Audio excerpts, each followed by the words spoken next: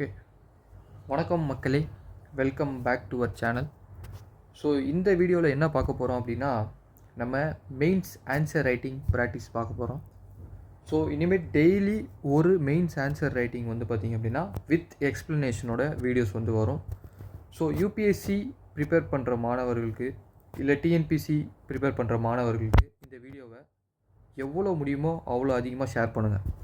So நம்ம சேனலுக்கு புதுசாக இருந்தீங்க அப்படின்னா மறக்காமல் சப்ஸ்கிரைப் பண்ணுங்கள், பக்கத்தில் இருக்க அந்த பெல் ஐக்கானை கிளிக் பண்ணுங்கள். அப்போ தான் டெய்லி உங்களுக்கு ஒரு மெயின்ஸ் ஆன்சர் ரைட்டிங் வீடியோ வரும். ஸோ இன்றைக்கி வந்து நம்ம என்ன சப்ஜெக்ட் வந்து பார்க்க போகிறோம் அப்படின்னா, ஜியாகிரஃபியில் ஒரு ப்ரீவியஸ் இயர் கொஷின் வந்திருக்கு. ஸோ அந்த ப்ரீவியஸ் இயர் கொஷினை பார்ப்போம், ஓகேங்களா?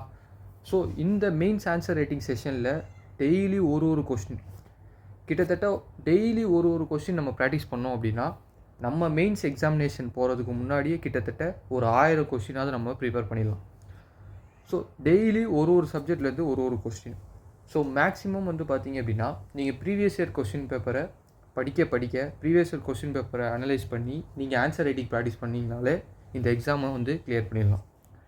ஸோ அதுக்காண்டி வந்து பார்த்திங்க அப்படின்னா நம்ம டெய்லியும், ஸோ இதுக்கு முன்னாடி வந்து நிறைய வீடியோஸ் வந்து நம்ம போடாததுக்கு காரணம் வந்து பார்த்திங்க அப்படின்னா நிறைய எக்ஸாம்ஸ் வந்து போயிட்டு இருந்துச்சு. ஸோ ஸ்டடீஸ் வந்து அதிகமாக இருந்துச்சு. ஸோ அதனால் எக்ஸ்ப்ளனேஷன் வீடியோ வந்து அதிகமாக போட முடியல. ஸோ இப்போ என்ன பண்ணலாம் அப்படின்னா, நம்ம டெய்லியும் ஒரு மெயின்ஸ் ஆன்சர் ரைட்டிங் வீடியோ வந்து போஸ்ட் பண்ணுவோம், ஓகேங்களா? ஸோ எல்லா சப்ஜெக்டில் இருக்கக்கூடிய ஆன்சர் ரைட்டிங் வீடியோ.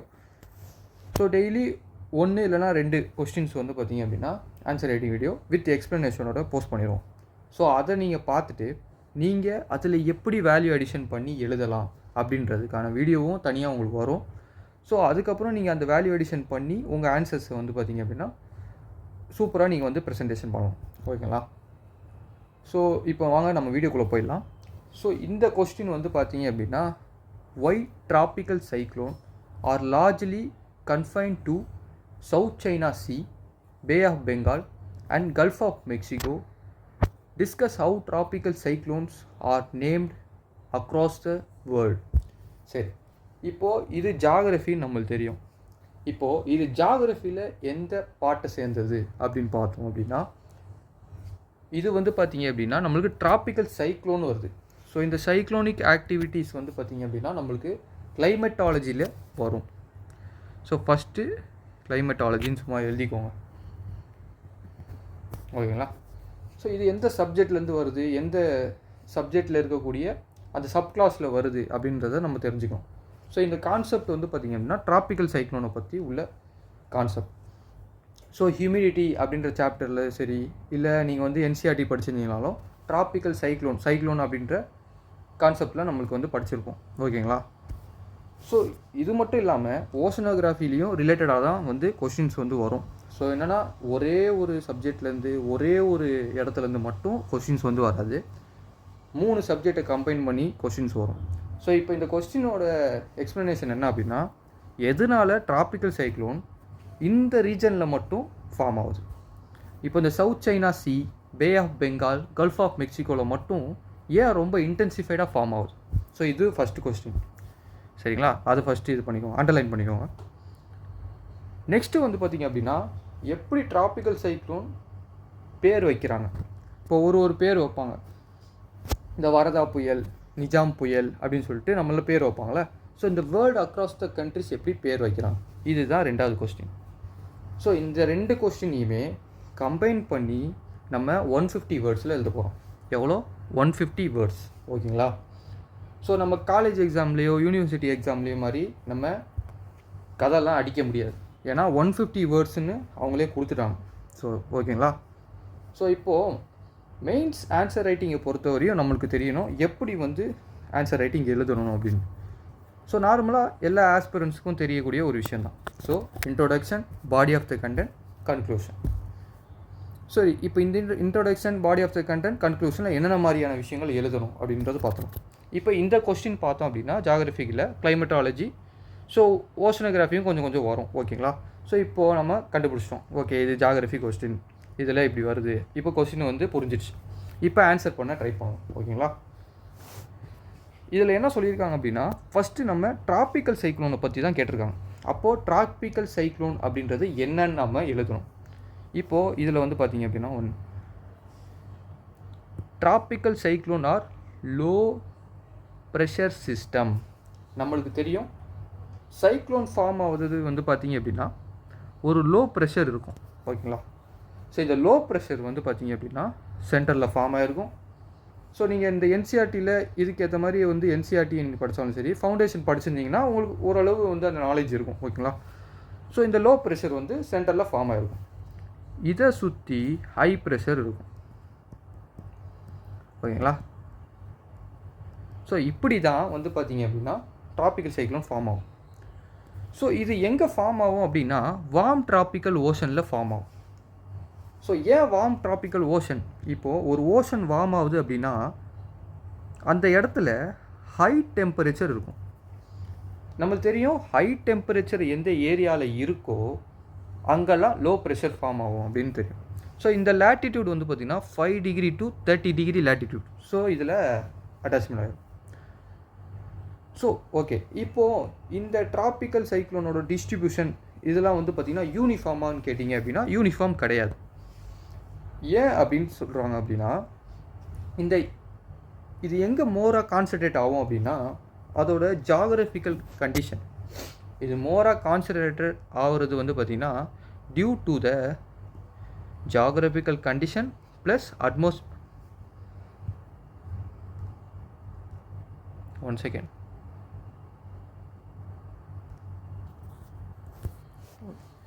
ஸோ இது எதனால் வந்து மோர் கான்சன்ட்ரேட்டட் ஆகுது அப்படின்னா geographical condition plus atmospheric condition. So இதுலேயே போட்டிருக்காங்க. ஸோ எந்த இடத்துலோட அதோட ஜாகிரபிக்கல் கண்டிஷனும் அட்மாஸ்பியரிக் கண்டிஷனும் வந்து பார்த்திங்க அப்படின்னா ஒத்து போகணும்.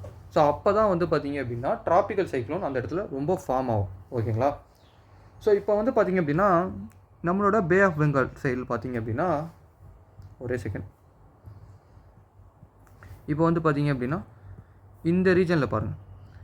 ஸோ மேஜராக சொல்லக்கூடிய விஷயம் என்னென்னா பே ஆஃப் பெங்காலில் சொல்லியிருக்காங்க. இந்த இடத்துலலாம் வந்து பார்த்திங்க அப்படின்னா நம்மளுக்கு ஜாகிரபிக்கல் கண்டிஷனாகவும் சரி அட்மாஸ்பியரிக் கண்டிஷனாகவும் சரி இதில் சில ரீசன்ஸ் இருக்குது, அதை நம்ம கீழே பார்ப்போம் என்னென்னு. ஸோ இந்த இடம் அதே மாதிரி சவுத் சைனா சி, அதே மாதிரி வந்து பார்த்திங்கன்னா கல்ஃப் ஆஃப் மெக்சிகோ. ஸோ இந்த இடத்த வந்து நீங்கள் உங்களோட அட்லஸில் ஃபஸ்ட்டு பார்த்து வச்சுக்கோங்க. ஸோ இந்த மாதிரி ஏரியாலாம் இருக்குது. ஸோ இப்போ இந்த சைக்ளோன்லாம் வந்து பார்த்திங்க அப்படின்னா நேம் பண்ணுவாங்க. இது வந்து ஒரு சிஸ்டமேட்டிக் ப்ராசஸ். வேர்ல்டு வைடாக வந்து நேம்ஸ் வந்து லிஸ்ட்டை வந்து ப்ரொவைட் பண்ணுவாங்க.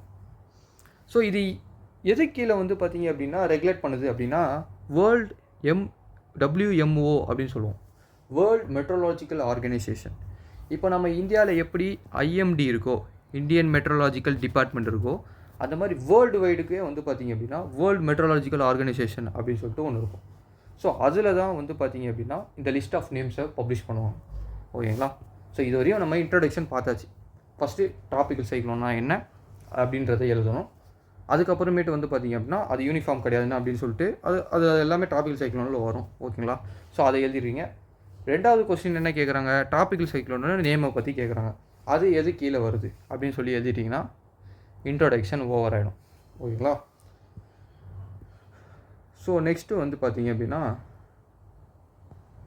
நம்ம ரீசன்ஸை பார்த்துருவோம். இது மெயினான பாடி ஆஃப் த கண்டென்ட், ஓகேங்களா.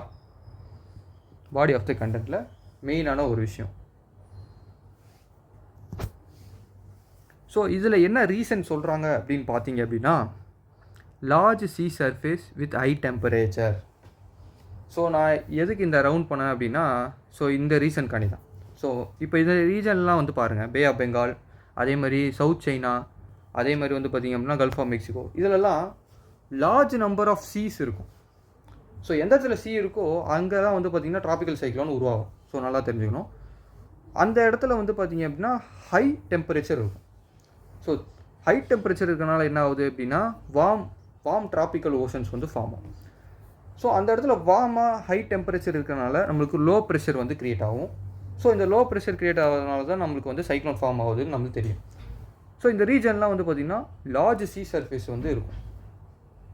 ஸோ இந்த சீ சர்ஃபேஸை வந்து பார்த்திங்க அப்படின்னா பேசின்ஸ் அப்படின்னு வந்து சொல்லுவாங்க.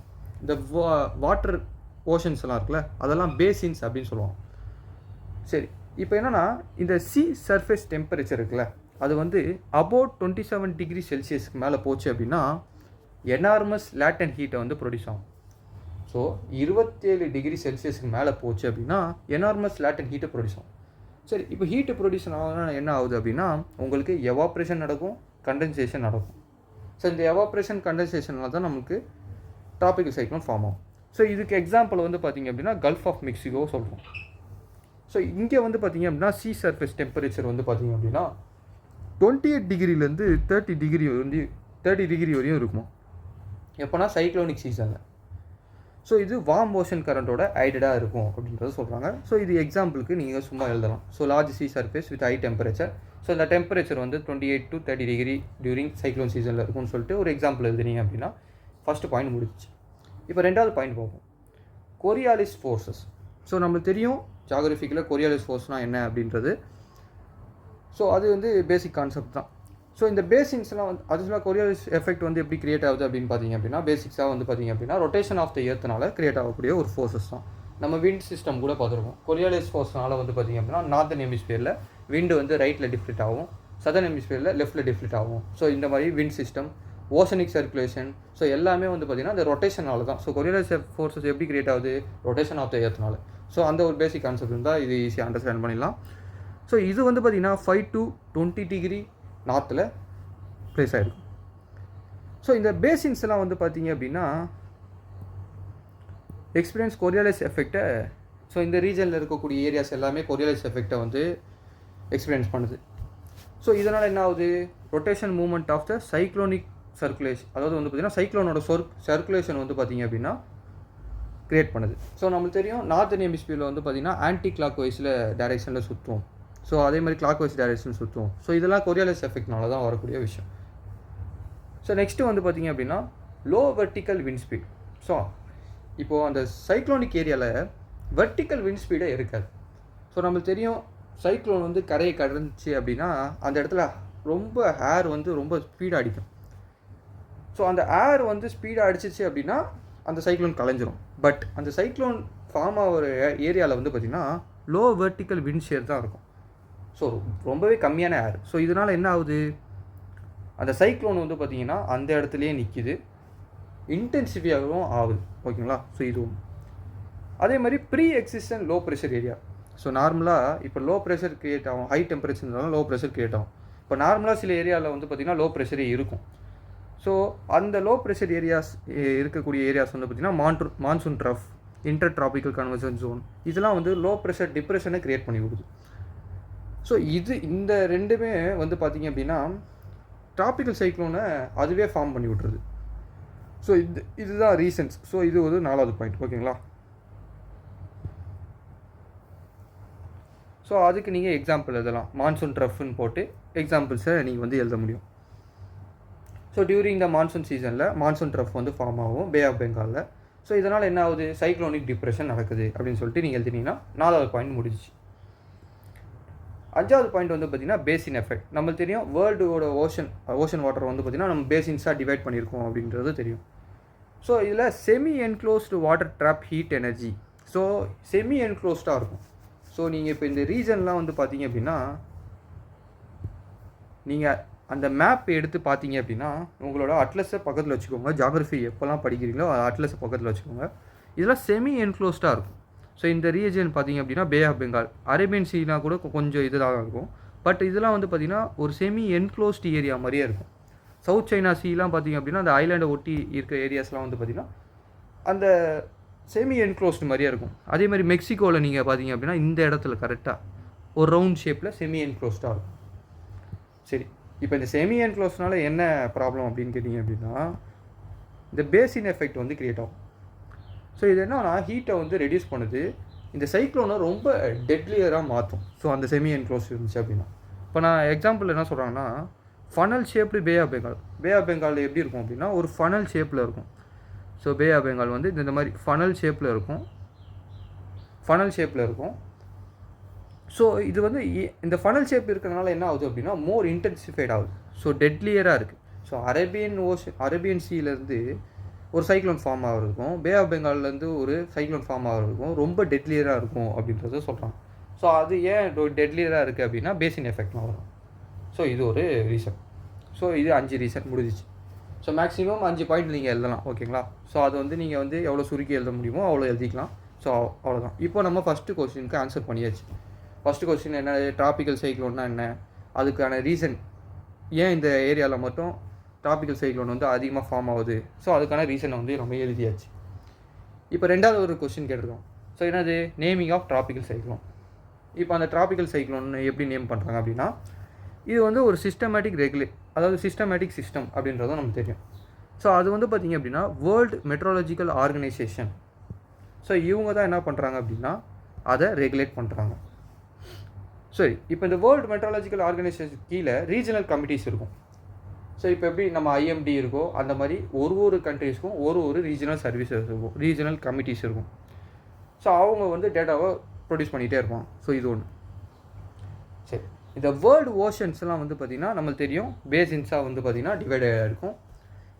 ஈச் பேசின்லேயும் வந்து பார்த்திங்கன்னா ஒரு ரீஜனல் ஸ்பெஷலைஸ்டு மெட்ரோலஜிக்கல் சென்டர் இருக்கும். ஸோ அந்த பேசினோட ரீஜனுக்கு ஒரு ரீஜனல் ஸ்பெஷலைஸ்டு மெட்ரோலஜிக்கல் சென்டர்னு சொல்லிட்டு ஒன்று இருக்கும். இல்லை அப்படின்னா டிராபிக்கல் சைக்ளோன் வார்னிங் சிஸ்டம் அப்படின்னு சொல்லிட்டு ஒன்று இருக்கும். ஸோ இது ரெண்டுத்தில் ஏதாவது ஒன்று இருக்கும், ஓகேங்களா? கண்டிப்பாக இருக்கும். ஏன்னா ஒரு ரீஜனில் டிராபிக்கல் சைக்ளோன் வருது, இல்லை சுனாமி வருது, ஸ்டார்ம் வருது அப்படின்னா மக்களுக்கு அதை தெரியப்படுத்தணும். இந்த ரீஜனில் இது பாதுகாப்பு இல்லைன்னு தெரியப்படுத்தணும். சுனாமி வருது அப்படின்னா அந்த ரீஜனில் இருக்கக்கூடிய மக்களுக்கு, அந்த கவர்மெண்ட்டுக்கு தெரியப்படுத்தணும். ஸோ இந்த மாதிரி வேர்ல்டு ஃபுல்லாக இருக்கக்கூடிய அந்த ஓஷன் பேசினில் ஒரு கமிட்டிஸ் இருக்கும். இப்போ Indian ocean region meteorological committee அப்படின்னு சொல்லிட்டு ஒன்று இருக்கும். ஸோ அவங்க என்ன பண்ணுவாங்க, இந்தியன் ஓஷனில் ஏதாவது ஒரு சுனாமி ஆக்டிவிட்டியோ இல்லை ஏதாவது ஒரு விஷயம் நடக்குதோ அது எல்லாத்தையுமே வந்து பார்த்திங்கன்னா அந்த கவர்மெண்ட்டுக்கு சொல்லுவாங்க. ஸோ இந்த மாதிரி ஒரு ரீஜன் இருக்கும், ஒரு செட்டப் இருக்கும். ஸோ வேர்ல்டு மெட்ரோலாஜிக்கல் ஆர்கனைசேஷன் அப்படின்றது ஒரு பெரிய ஆர்கனைசேஷன். அது கீழே இந்த மாதிரி சப் கமிட்டிஸ் இருக்கும், ஓகேங்களா? சரி, ஈச் சைக்ளோன் ப்ரோன் பேசினில் வந்து பார்த்திங்கன்னா எல்லா மெம்பர் கண்ட்ரிஸும் ஒரு லிஸ்ட் ஆஃப் நேம்ஸை வந்து கொடுப்பாங்க, அட்வான்ஸாக ப்ரிப்பேர் பண்ணி வச்சுருப்பாங்க.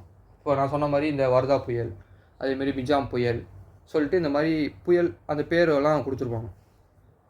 ஸோ இந்த பேர்லாம் வந்து பார்த்திங்க அப்படின்னா WMO, அதாவது வந்து மெம்பர் கண்ட்ரிஸ் வந்து பார்த்திங்க அப்படின்னா வேர்ல்டு மெட்ரோலாஜிக்கல் ஆர்கனைசேஷன் இல்லை ரீஜனல் கமிட்டிஸ் வந்து சப்மிட் பண்ணுவாங்க.